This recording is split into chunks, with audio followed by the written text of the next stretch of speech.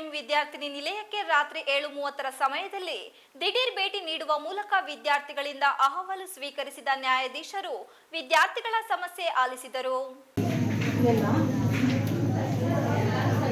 ಈ ವೇಳೆ ವಸತಿ ನಿಲಯಕ್ಕೆ ಭೇಟಿ ನೀಡಿದ್ದ ಸಂದರ್ಭದಲ್ಲಿ ಮಕ್ಕಳ ವಿಶ್ರಾಂತಿ ಕೋಣೆ, ದಾಸ್ತಾನು ಕೊಠಡಿ ಹಾಗೂ ಅಡುಗೆ ಕೋಣೆ ಪರಿಶೀಲಿಸಿ ವಿದ್ಯಾರ್ಥಿಗಳಿಗೆ ಸಿದ್ಧಪಡಿಸಿದ ಊಟವನ್ನು ಸ್ವೀಕರಿಸಿದರು.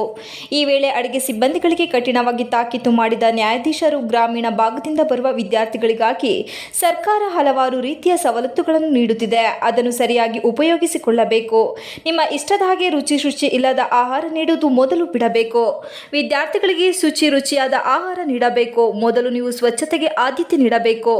ಇಲ್ಲಿರುವ ಎಲ್ಲಾ ವಿದ್ಯಾರ್ಥಿನಿಯರು ನಿಮಗೆ ಮಕ್ಕಳಿದ್ದಂತೆ. ನಿಮ್ಮ ಮಕ್ಕಳನ್ನು ಯಾವ ರೀತಿ ಸಲಹುತ್ತೀರೋ ಅದೇ ರೀತಿಯ ಇಲ್ಲೇ ವಿದ್ಯಾರ್ಥಿಗಳನ್ನು ಪೋಷಕರಂತೆ ಸಲಹಬೇಕು.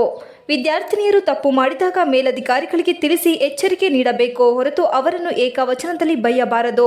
ಸರ್ಕಾರ ನೀಡುವಂತಹ ಪೋಷಕಾಂಶ ಆಹಾರವನ್ನು ಸರಿಯಾಗಿ ಕೊಡಬೇಕು ಎಂದು ಎಚ್ಚರಿಕೆ ನೀಡಿದರು. ಪೋಷಕರು ನಿಮ್ಮನ್ನು ಕೂಲಿ ಮಾಡುವ ಮೂಲಕ ನಿಮಗೆ ಉತ್ತಮ ವಿದ್ಯಾಭ್ಯಾಸ ನೀಡುತ್ತಿದ್ದಾರೆ. ಅವರ ಒಳ್ಳೆತನ ಯಾವುದೇ ಕಾರಣಕ್ಕೂ ದುರುಪಯೋಗ ಪಡಿಸಿಕೊಳ್ಳಬಾರದು.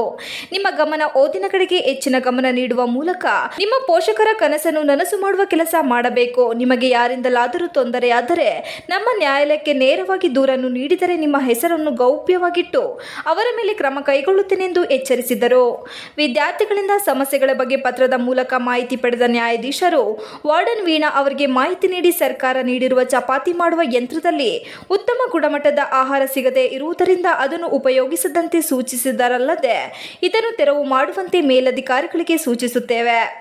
ಅಡುಗೆ ಸಿಬ್ಬಂದಿಯವರಿಗೆ ಸ್ವಚ್ಛತೆ ಜೊತೆಗೆ ಗುಣಮಟ್ಟದ ಆಹಾರ ನೀಡುವಂತೆ ಎಚ್ಚರಿಕೆ ವಹಿಸಬೇಕು. ವಿದ್ಯಾರ್ಥಿನಿಯರಿಗೆ ಯಾವುದೇ ರೀತಿಯ ತೊಂದರೆಯಾಗದಂತೆ ನಿಗಾ ವಹಿಸಬೇಕು. ಪ್ರತಿನಿತ್ಯ ಆಹಾರ ಗುಣಮಟ್ಟವನ್ನು ವಿದ್ಯಾರ್ಥಿನಿಯರಿಂದ ಪಡೆಯುವಂತೆ ಸೂಚಿಸಿದರಲ್ಲದೆ ಸರಿಯಾದ ರೀತಿಯಲ್ಲಿ ಅಡುಗೆ ಮಾಡದವರ ಮೇಲೆ ಕ್ರಮ ಕೈಗೊಳ್ಳುವಂತೆ ಅಧಿಕಾರಿಗಳಿಗೆ ಸೂಚಿಸುತ್ತೇವೆ ಎಂದರು.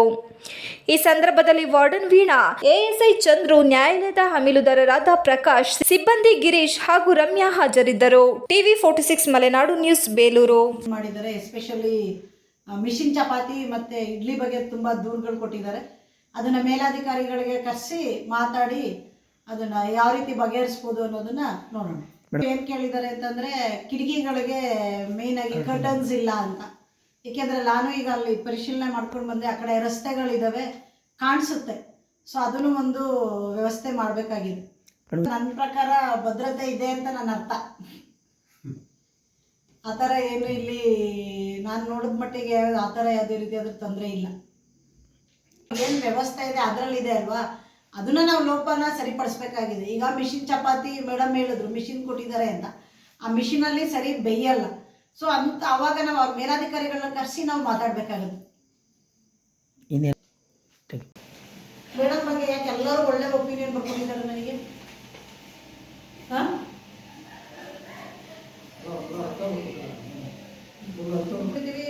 ತುಂಬಾ ಕೆಟ್ಟದಾಗಿ ಬೈತಾರೆ ಅಂತ ಬರ್ಕೊಂಡಿದ್ದಾರೆ ಮಕ್ಕಳುಗಳು. ಮತ್ತು ನಾನು ಹೋದ್ಮೇಲೆ ಬೈಬೇಡಿ, ಮಾಡ್ಬಾರ್ದ ಮಾತಾರ ತಪ್ಪು ಮಾಡ್ತಾರ. ಮೇಡಮ್ ಇದ್ದಾರೆ, ಮೇಡಮ್ ಗಮನಿಸ್ತಾನೆ, ಅದು ಬೇರೆ ಥರ ಇರುತ್ತೆ. ಪೇರೆಂಟ್ಸ್ ಕಲಿಸಿ ಅವ್ರಿಗೆ ಉಪಯೋಗಿಸೋ ತಪ್ಪಲ್ವಾ? ಮತ್ತೆ ಮೇಡಮ್ ಇಲ್ಲ ಅದು ಬರ್ತಿದ್ದಾವೆ. ನಾನು ಮಕ್ಕಳನ್ನ ಕರೆದು ಇವ್ರನ್ನ ಕರೆದು ಕೆಟ್ಟ ಮಾತಿಗೆ ಬೈಬೇಡಿ, ಒಳ್ಳೆ ಮಾತಲ್ಲಿ ಬೈರಿ ಅಂತ ಅವ್ರು ಎಲ್ಲ ಕೇಳ್ತಾರೆ. ನಮಗೆ ಭಯ, ನಾವು ಮೇಡಮ್ ಎಷ್ಟು ಹೇಳೋದು ಭಯ ಆಗುತ್ತೆ. ಅವ್ರು ಹೋದ್ಮೇಲೆ